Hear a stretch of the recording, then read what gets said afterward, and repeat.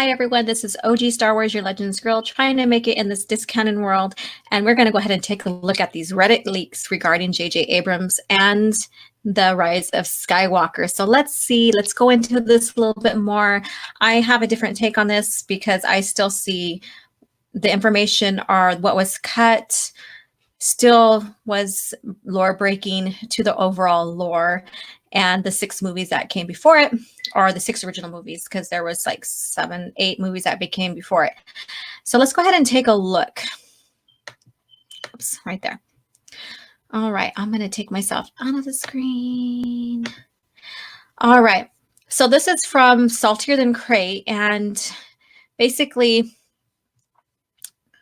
what's being said here is, let's take a deeper look into this. And again, I have my own opinion on this, and it may vary from many others. And so hopefully you can get another perspective on this, because this is what I love to do, is giving and lending other perspectives and thoughts about something that is occurring in the news of Star Wars. So again, this is from Saltier Than Cray. Here's what I've been told from the source that worked at The Rise of Skywalker, or worked on The Rise of Skywalker. So we're going to go skip through some of these, but I'm just going to go back on some basic information on here. Since shortly after release weekend, I've been corresponding with someone who worked closely on the production of The Rise of Skywalker and works for one of the major companies I cannot disclose here. I have verified a source to my satisfaction. To protect the source, I am rewording what we spoke about over the last 2 weeks and am submitting it to you in bulletproof format. So basically, we're going to get a breakdown from what she heard, paraphrasing from what she was told, or he was told. So let's go on some basic information here. The leaks of The Rise of Skywalker had an agenda and are tied to Disney directly. So basically, they're blaming the leaks on Disney. So information that was leaked out there, whether it may have been true or not, may have been leaked by Disney, and a lot of the leaks basically tied up with the trailer and this and the movie spots that we've been getting from Disney Lucasfilm. My source confessed that they have agenda as well, in that they struggle with ignoring what's been happening to someone who they think doesn't deserve it. JJ always treated everyone on and off set with respect. On my source's agenda is that what Disney had done to JJ and how much they screwed him over should be something people are at least aware of. So basically, this person is trying to save grace for JJ. And why I say that is that after he's done here now, he's going to go off to Warner Brothers and he's going to work for them. So how this movie does for JJ is going to determine a lot of stuff in his career.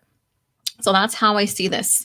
Disney was one of the studios who were in the Bad Robot bidding war last year. Disney never had much interest in Bad Robot as a company, but they did in JJ because they saw Warner Brother, who JJ went with in the end, as a major threat. So basically, we're looking at 2 companies, and Disney basically now is a monopoly corporation now, because they're basically sucking in all like entertainment into their platform under the name of Disney. And so those that are not acquiesced by them are now a threat, more so than anything else. All right, so we're going to skip through all that and go into the movie stuff. JJ was devastated and blindsided by this. So he was blindsided by this treatment that he received from Disney, from what this person's source said. He's been feeling down over the last 6 months because of some of the ridiculous demands Disney had that changed his movie's story. All right, so basically, I'm going to break this little part down a little more as we continue, so it makes perfect sense on my perspective on this. This is not necessarily his story. We're not talking about a single movie that has no ties to any other movies as this one does. This movie not only has ties to 2 movies in its trilogy that's ending that trilogy, it also has major ties in with the 6 movies that came before Disney bought the property. So he can build off of that, but he cannot have as much creative freedom as many people think he should have, or maybe thinks he should have now with this Reddit leak, and feel sorry for him. Now, I'm going to break this down a little bit more and say that when when Rian Johnson produced or made The Last Jedi, people were pissed for the creative freedom that he got. And they did not like the direction because it was breaking the foundation. It was breaking the lore. And then we'll go back to the Force Awakens. People were pissed with JJ copying basically A New Hope. So now we're here reading this and going over this breakdown of this supposed leak. And yes, well, let's take this with a grain of salt, because again, JJ, this looks like this is covering ass for JJ, in my perspective. And so now, everybody's rooting for him, thinking, well, he should have had full creative freedom, and it would have been a better story, or maybe a little bit more coherent than we've seen so far. And what I'm going to say with this is, again, not everybody, but there were a lot of people who did not favor Rian Johnson's full creative freedom with the middle part of the trilogy for episode 8, because it broke lore. So why are we going to go ahead and praise JJ, saying he should have had full creative freedom with this? We are looking at a basic structure of a movie that is based upon 8 that came before it. There's no creative freedom in this. You have to link everything up in a coherent manner. All right, so let's go on. Apparently, JJ felt threatened over the month leading up to the premiere. Okay, so I have watched a few videos, and I wish I would have linked them up here so we can go over them. But there's videos of him defending the direction that was taken with this movie. So we don't know if the direction these videos and him defending the direction of the movies is per contract or not, but there's a lot of conflicting information about that. And then we have, again, stories about, Palpatine's return being linked to Kennedy.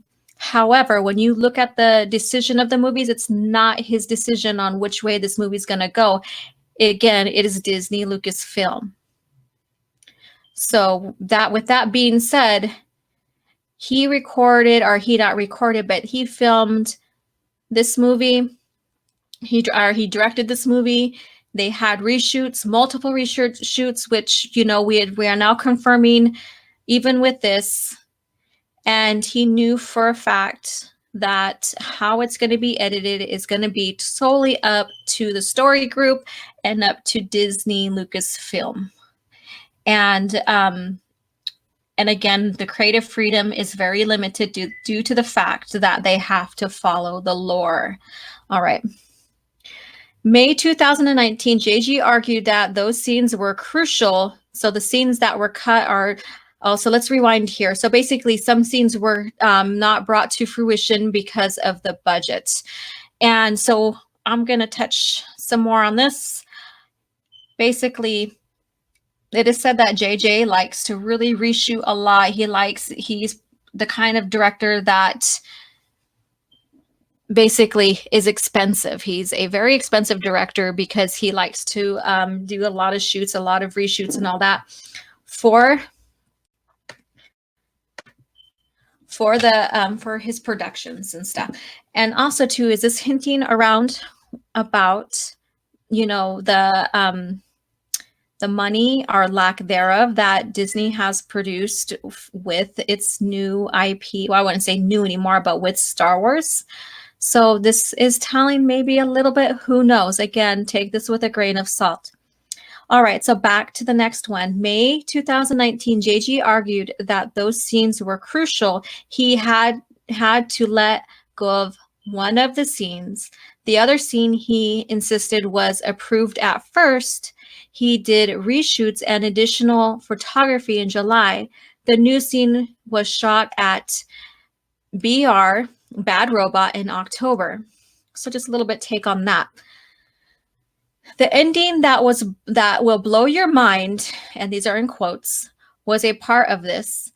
Older actors were included, like Hayden Christensen, Ewan McGregor, and Samuel Jackson, and anyone who wasn't animated. So now we're going to go to the Force Ghost scene. And so, again, if they were going to bring Force Ghost in, especially Samuel Jackson back as Mace Windu, then that would still break continuity. That will still break lore, because even if we look at it just in the movie foundation of the whole entire lore and not just consider the EU, those Samuel already passed away, or not Samuel, but Mace already passed away.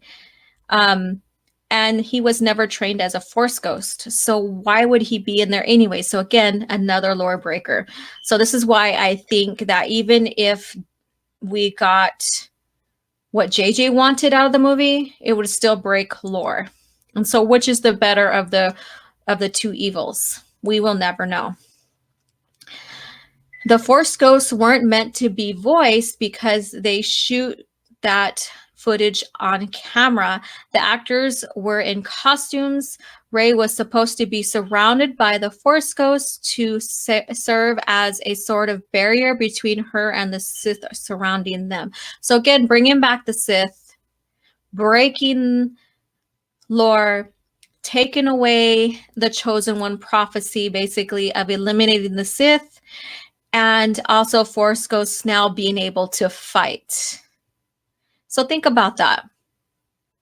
If that was going to be in there, other than the voices, imagine the lore breaking, because then you're going to think about the 6 movies and where were the Force Ghosts for Luke when he was facing off Vader and the Emperor. My sources thinks but can't 100% confirm that this is because of China.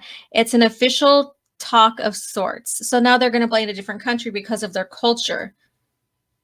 So who knows? And so we're going on to speculations. And again, this kind of tells me, are they trying to save grace and save face for JJ because he's moving on to a different franchise? From VFX, people claimed that they got a list of approved shades of blue they could use on Luke Force Ghost. And that Force Ghost of Luke was terrible. Cutting this out was when the bad blood turned into a nightmare for JJ, because the movie was making was suddenly unrecognizable to him in almost every way. Again, we know that there was various scenes, reshoots, and multiple ways this movie is going to go out. So, I mean, it's up to his bosses on how this is going to be created and the story group. And I'm still convinced there's not that much communication, as we see here, between him, Disney Lucasfilm, and their story group. I'm also very, very convinced that, because we see a lot of lore being broken and then them explaining this all in their explained universe. My sources know that JJ well enough to know that he's just not the yelling type, but apparently in a meeting he yelled something along the lines of, "Why don't you just put directed and written by Lucasfilm?" So, we see that through this, we see frustration through JJ, and this is what the sources are telling us, and because of the direction they took the film. Disney demanded that they shoot some scenes that would have things in it for the merchandise. They fly now. God, that was so freaking ridiculous. Do they not look at their source material that they have? Oh shoot. Kennedy says they have no source material. Oh my God, excuse me, I stand speechless here. They didn't have source material, so all of a sudden they fly now. Okay, I can see JJ's, frustration in that. It's also JJ's least favorite scene, and if it truly is, I agree because again, you have information before you have the Clone Wars, you have, your expanded universe, you have all of that information in front of you, and all of a sudden they fly now. At a November screening of a 2 minute 37 minute cut, excuse me, he cringed, groaned, and laughed. Well, when I seen that, I did that too. My sources say that JJ was most likely not joking when he said "you're right" in the interview where they asked him and about the Rise of Skywalker criticism. So they say that his original early November cut was 3 hours and 2 minutes long. In January, JJ suggested that I read that right, that he turned this into 2 films. And so that was rumored, and also a lot of fans were, speculating, are they really going to do this? Because there's a lot that they have to explain from the previous 2 movies because the coherency was terrible. And this even shows that everything in this Disney trilogy is terrible. Over a period of 9 months, JJ started realizing that one by one, his ideas of whole scenes were being thrown out the window or entirely altered by people who have no business meddling with the creatives. All right, so basically, I read an article where it states that his editor stayed with him from day one till almost the end of the production of this movie, editing for him. So did they excuse his editor too?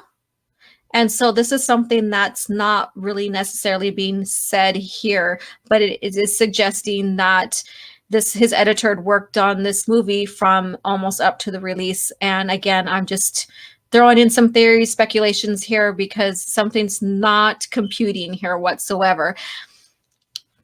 They were not on the same page when it came to creative decisions, of course, and it became obvious that Disney had an agenda in addition to wanting to please shareholders.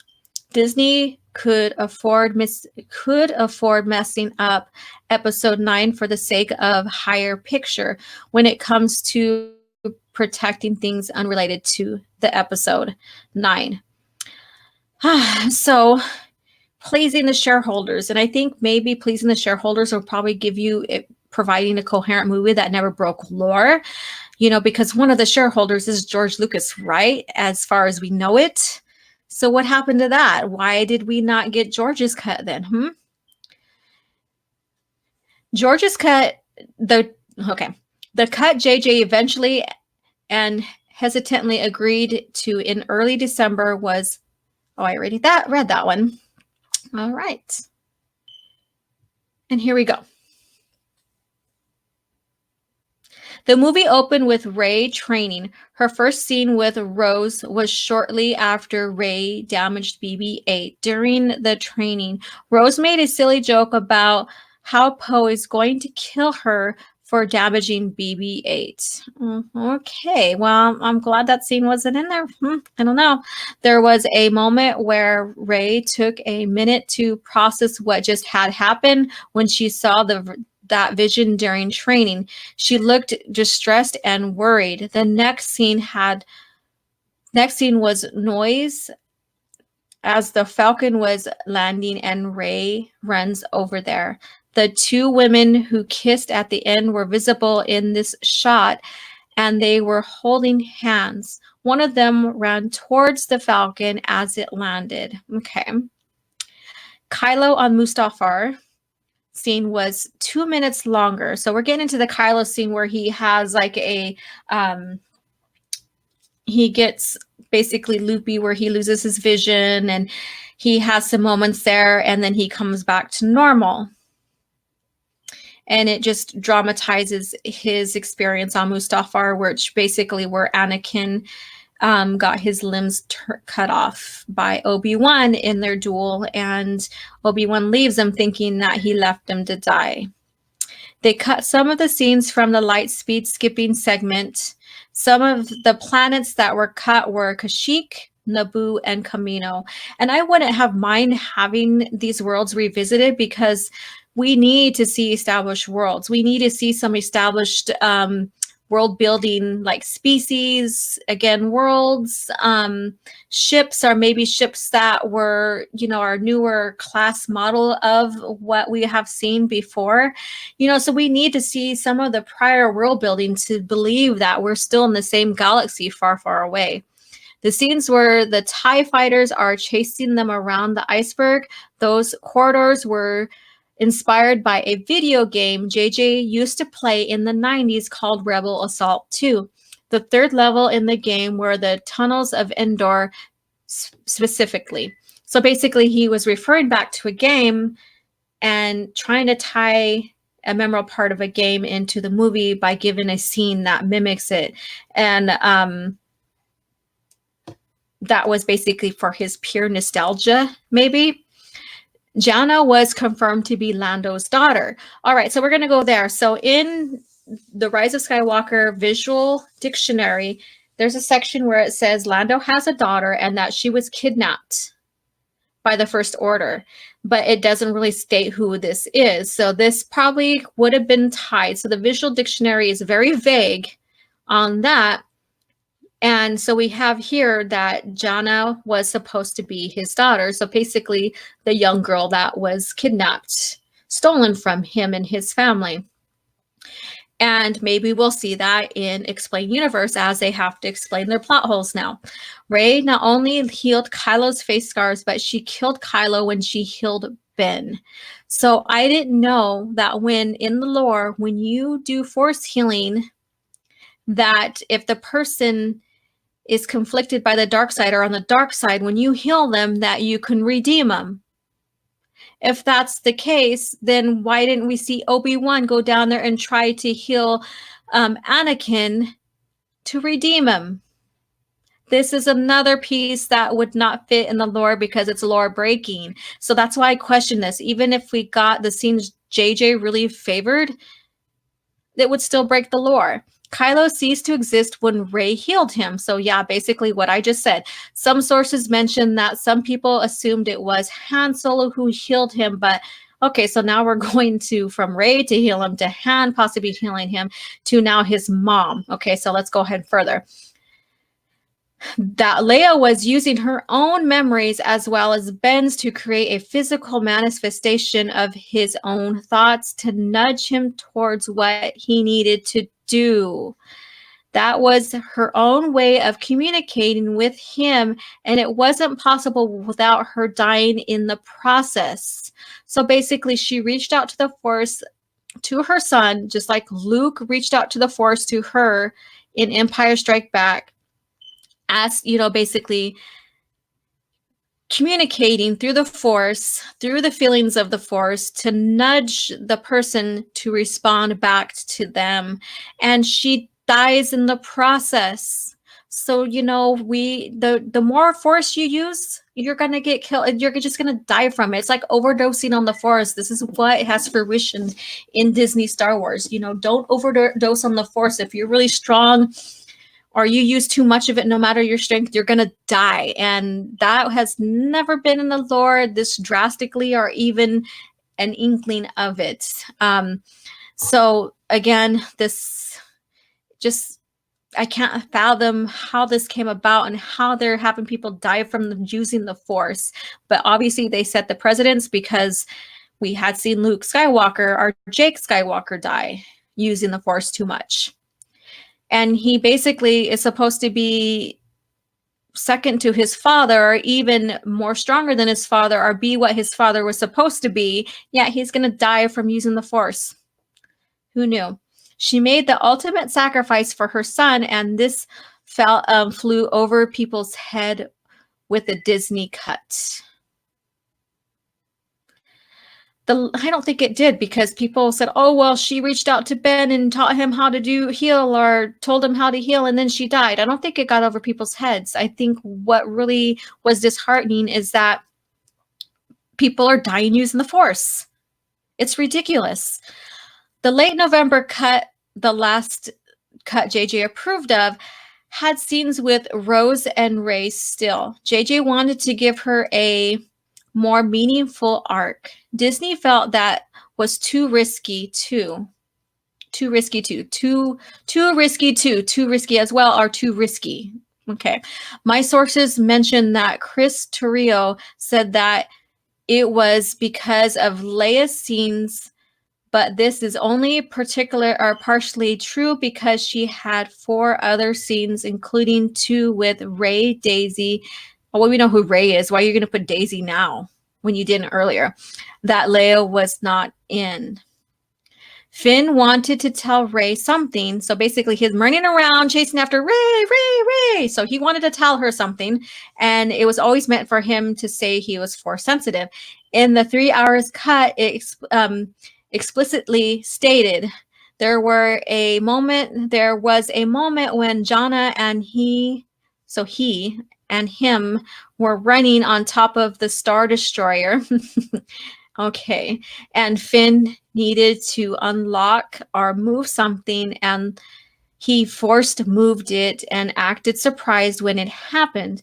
This was replaced with a CGI BB-8 fixing whatever he needed to fix on there. All right. So I think right now this is a little bit too late to reveal that Finn is Force sensitive. You should have built it up in the middle of the trilogy so that we can have a overall better arc with Finn in this last one.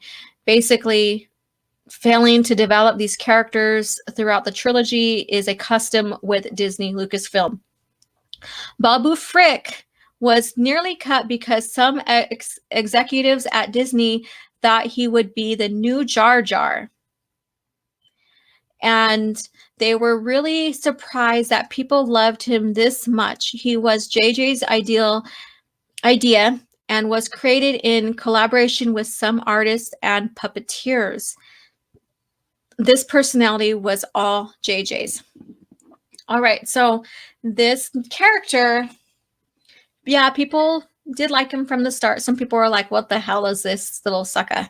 And the whole arc with that, and I have a problem with this, and it's not necessarily the Babu Frick dude, but reprogramming 3PO to translate Sith language.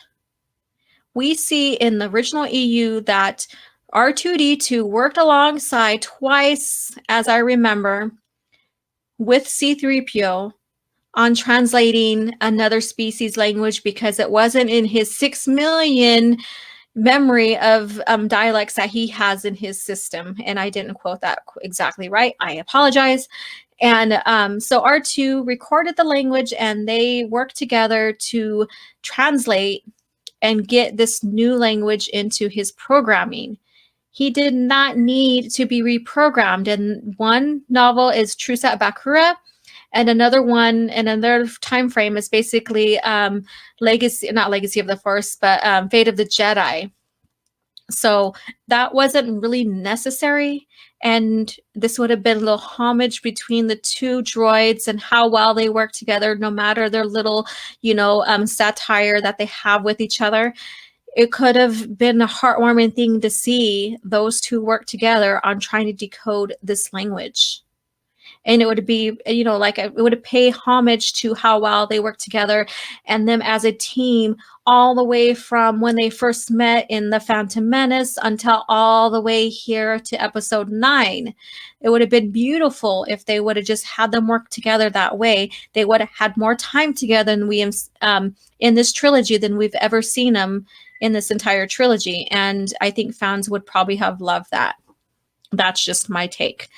There were a bunch of scenes where Rey and Kylo separately went through quiet moments. So basically, from what I heard, this movie did not have any time of reflection like the classic movies the classic Star Wars had.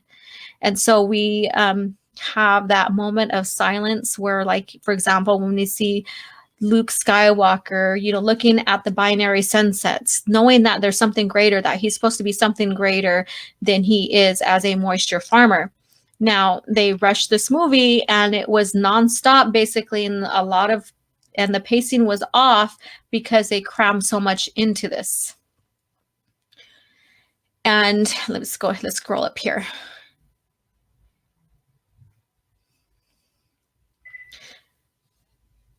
And, you know, this shares that there was something Rey reflected about something sinister in her past. So basically, you know, having that inkling feeling that she's tied, you know, unknowingly to the Palpatine lineage, maybe.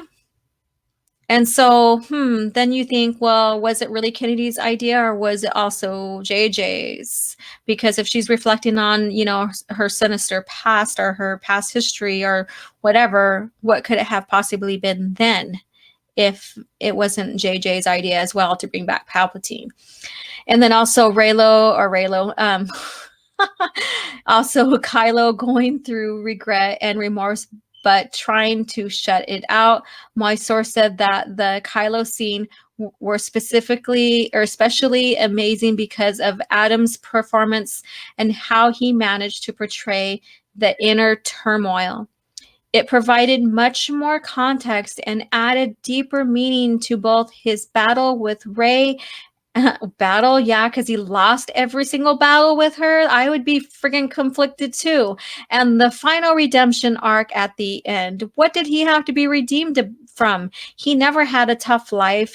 He just all of a sudden just turned. And there's no real huge arc other than, oh, my uncle tried to kill me and this voices in my heads are telling me to turn evil. I don't know. I just don't buy it. It didn't happen so suddenly, in that it was more structured than what we got. Well, there's no structure throughout this entire trilogy, let alone this movie. The Kylo Ren scene where he dies was at least 4 minutes longer with more dialogue. Ben was always supposed to die. And yet, where's the Skywalker? This is not Rise of Skywalker. This is the lowering into the ground of the Skywalker legacy. Sources also added that if he wasn't, then that might have been an earlier draft, which they haven't read. So what, him dying? Is that what they mean? The first draft they read included Lando, and the first few didn't. The Rilo kiss. I like how they say Rilo in here. Mind you, they put Rilo. This person's following this Rilo thing. Kiss and Ben's death was not part of the reshoots. It was a part of the re-editing. All right, so I call that part the kiss of death. So basically, that was Kylo's end of his life, was the kiss of death, because he gave it all to Rey. Even the cut that JJ thought was coming out earlier this month had a long version of that scene than what was shown in the theatrical cut. All right, so this part right here is very, very telling, because I did a video saying that JJ wanted the kissing scene, and now this one's saying that he didn't want it. It wasn't in there. It was put in the re-edits. So there's a conflict right here. So there is. So basically, they're saying JJ wanted it, and so it's put in there. And then now it's saying he didn't want it. It wasn't reshot, or it wasn't put in a part of the storyline, and it was re-edited, or it was put in there in the re-edit. JJ was against Rilo kiss. Was against the Rilo kiss. So again, that goes back to what I said. JJ was not happy with where The Last Jedi took the story. And I've seen him stick up for The Last Jedi, even recently, and then also not stick up for it. So what is it? Because I'm getting conflicting stories here. So this is hard for me to believe until he comes out and says it firsthand after every contractual obligations are gone from this production. If he comes back and says, The Last Jedi screwed it up, then I will believe him. But I have seen him stick up for The Last Jedi, tell fans off, and then also say that he doesn't love that story. And the story told by Disney, well, this is Disney's story. Again, I'm going to reiterate, JJ did, even though they say that in the beginning JJ was given full creativity, there is no such thing as full creativity when it comes to having to follow this lore and the foundation. He had to build up upon it and make it coherent and in continuity with each other. And as I see here, even if these scenes weren't cut, there is no continuity. And whoever they tried to impress, certainly not the fans, JJ is gutted over the final result. Star Wars means a lot to him. Really? He killed Han off. He didn't even use Luke. He rehashed A New Hope. So I don't know. I mean, if that's how much Star Wars means to him and that he didn't know which way he wanted to go in the beginning, of course we have a clusterfuck at the end. He had to sacrifice large chunks of the story in The Force Awakens, but he was promised more creative control in The Rise of Skywalker. So they're saying that he had to sacrifice, that they wanted a rehash of A New Hope, that it wasn't solely him. Who knows now? I mean, there's so much conflicting stories in this, and that there's blame being shot everywhere right now with the direction that this is going. In fact, he was even saying in the past interview before the movie came out is that it was hard for him to do endings of a movie or endings of a series, and that he knows he's not going to please everybody. So who knows? And instead, the leash they had him on was only tightened as time went by. A source said that this is the one franchise and the one piece of his work that he didn't want to mess up. And instead, it turned into his worst nightmare. So this is the only time he didn't want to mess up a franchise. So is he admitting that he messed up Star Trek? When he found out that he was blindsided with the cut they presented, he said, "What the fuck?" When Kylo was fighting the Knights of Ren at the end, and Williams' music that was used for it was not what he wanted at all, he seemed to think that it was out of place. JJ's cut still exists and will always exist. We most likely will never see it unless someone accidentally leaks it. All right, so again, overall production really is up to his bosses, not him. He is there to direct and get the movie on film, no matter how many cuts it's going to take, no matter how many rewrites it's going to take, and they will have sole control on how the product comes out and what the story is. So again, I think this is just a saving grace. This leak here, and again, take it with a grain of salt, is a saving grace for JJ since he's moving on and his reputation is behind this movie and this huge platform of a franchise that George created, that basically set a lot of records in George's time and also is loved dearly by us fans. So I see this also as a saving grace, and I do not give JJ a pass. I do feel bad for him if this is true. However, it's probably in his contract that they have every right to re-edit what they see fit. It is their story now, and they will go about it with what they see is best for it, whether he likes it or whether we like it or not. And obviously, no one's liking it.